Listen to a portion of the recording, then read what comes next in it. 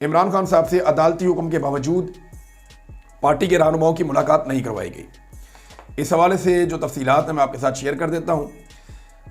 Party रहनुमाओं की Adiala jail में Islamabad high court के लार्जर बेंच के हुक्म के बावजूद आज फिर मुलाकात नहीं करवाई गई। हालांकि जो सलमान अकरम राजा साहब हैं उन्होंने तहरीरी तौर पे अदालत को लिखकर यकीन दहानी करवाई थी। उस यकीन दहानी के बावजूद लार्जर बेंच ने हुक्म दिया था कि इनकी मुलाकात करवाओ, उस हुक्म के बावजूद मुलाकात नहीं हुई। आप अंदाजा करिए ये निज़ाम किस तरह काम करता है कि हाई कोर्ट का लार्जर बेंच कह रहा है मुलाकात करवा दो और मुलाकात नहीं हो रही। जुनैद अकबर साहब ने इसको बड़ा ज़बरदस्त एक जुमले में बयान कर दिया।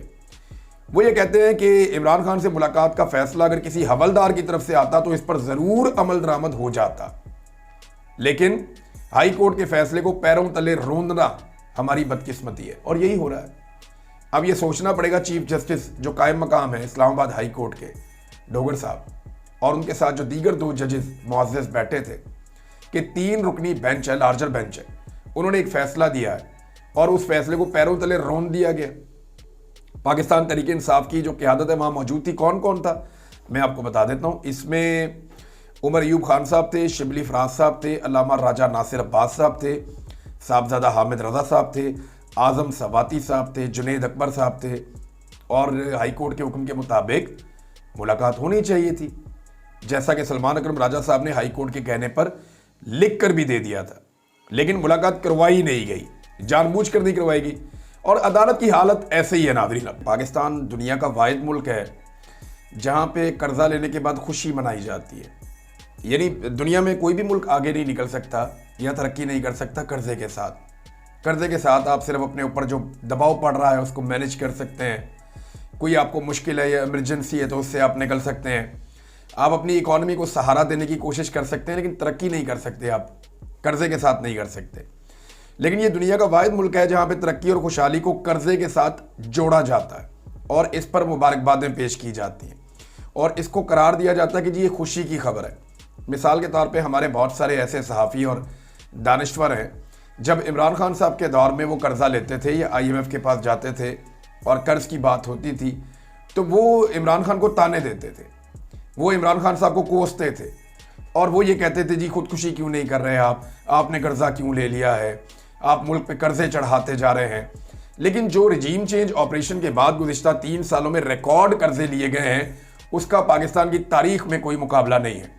जिस रफ्तार से पाकिस्तान की इस हुकूमत ने कर्जे लिए हैं और जिस रेशो के साथ लिए हैं, यानी जो इसके ऊपर पाकिस्तानियों को सूद देना पड़ेगा वो भी बहुत हैवी है, शरह सूद भी बहुत ज़्यादा इन्होंने तय की है और अब ये कर्जे ले रहे हैं पूरी दुनिया से। IMF से अभी कर्जा इनका मंजूर हो गया और उसके ऊपर वही दानिश्वर, वही सहाफ़ी जो इमरान खान के दौर में इसको हराम करार देते थे और ये कहते थे बड़ा गलत काम किया है इन्होंने, इनको कर्जे नहीं लेने चाहिए, मुल्क की इकॉनमी बर्बाद कर दी है, वो अब कह रहे हैं जी बड़ी खुशी की खबर है। और हम आपको ये खुशी की खबर सुनाना चाहते हैं कि पाकिस्तान को IMF से कर्जा मिल गया है, पाकिस्तान को IMF से किस्त मिल गई है और अब वो ताने नहीं देते बल्कि इसके ऊपर बगलें बजाते हैं और इसको एक खुशाइंद बात करार देते हैं। मैं हैरान हूँ कि ये अपना पैंतरा कैसे इन्होंने बदल लिया है और इनकी प्रायोरिटीज़ क्या है। आप ये देखें कि नून लीग की हुकूमत ने गवर्नर पंजाब को यकीन दहानी करवाई है कि आपकी गाड़ी बदल के आपको नई गाड़ी ले देंगे। यानी तरजीहात ये हैं और मुल्क के अंदर लोगों के पास खाने पीने के लिए नहीं है। चीनी जो है वो 130 से उठाकर 180 तक बिकी है। 50 रुपए किलो के हिसाब से चीनी में अरबों रुपए का डाका पड़ा है पाकिस्तानियों की जेब पे और ये सारा चीनी माफिया लूट के खा गया।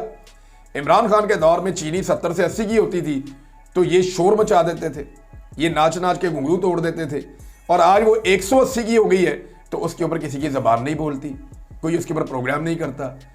जिनको चीनी चोर कहते थे वो सारे के सारे अब इक़्तिदार में हैं। एक भी शुगर मिल का जो मालिक है ना वो इमरान खान के साथ नहीं है इस वक्त, क्योंकि जो भी इमरान खान के साथ होगा उसकी शुगर मिल एस्टेब्लिशमेंट बंद कर देगी।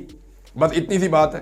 तो नाज़रीन एक चीज़ और है, पाकिस्तान में बड़ी अजीब अजीब चीज़ें हो रही हैं। एक तो ये है कि हम करार दे रहे हैं कि जनाब कर्जा ले लिया तो ये हम तरक्की कर रहे हैं और अब ये खुशी की खबर है, माजी में ये नहीं होती थी। दूसरा, दहशतगर्दी के वाक़यात पर सवाल उठाना, यानी अगर दहशतगर्दी का एक बड़ा वाक़या हो गया आप ये सवाल उठाएं कि जनाब आपकी इंटेलिजेंस कहाँ थी या इसको नाकाम क्यों नहीं बनाया जा सका। पूरी दुनिया में ये होता है। अमेरिका में अगर फर्ज करें दहशतगर्दी का भी एक बड़ा वाकया हो जाए तो ये नहीं होगा कि डोनाल्ड ट्रंप उठ के उसको डाल देगा पिछली हुकूमत के ऊपर। नहीं, डोनाल्ड ट्रंप अमेरिका की मौजूदा जो सिक्योरिटी फोर्सेज हैं, जो इंटेलिजेंस के इदारे हैं, उनको बुला के अकाउंटेबल करेगा कि बताओ भाई ये दहशतगर्दी हुई है, तुम लोग किधर थे। इसी तरह इंडिया के अंदर वहां पे भी तनकीद होती है। पूरी दुनिया के अंदर मैं आपको 10 मिसालें दे सकता हूं जहां पे भी दहशतगर्दी का वाकया होता है, वहां की जो इंटेलिजेंस एजेंसियां हैं सबसे पहले उनके ऊपर तनकीद होती है। मीडिया भी करता है, लोग भी करते हैं, अपोजिशन भी करती है, हत्ता की हुकूमत भी करती है।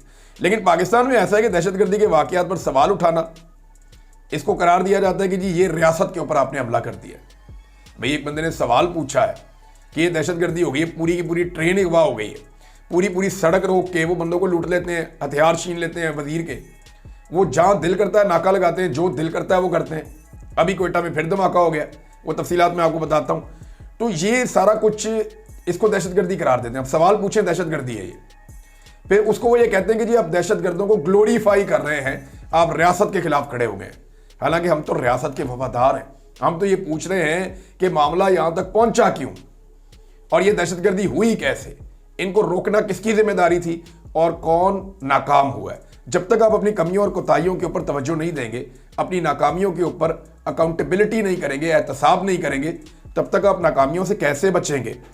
अब नाज़रीन एक और खबर है, वो खबर ये है कि अहमद नूरानी साहब की स्टोरी में बहुत तकलीफ हुई मुझे आज वो मामला देखते हुए। उनके 2 भाई जो हैं उनको जबरी तौर पे लापता किया गया उनके घर से।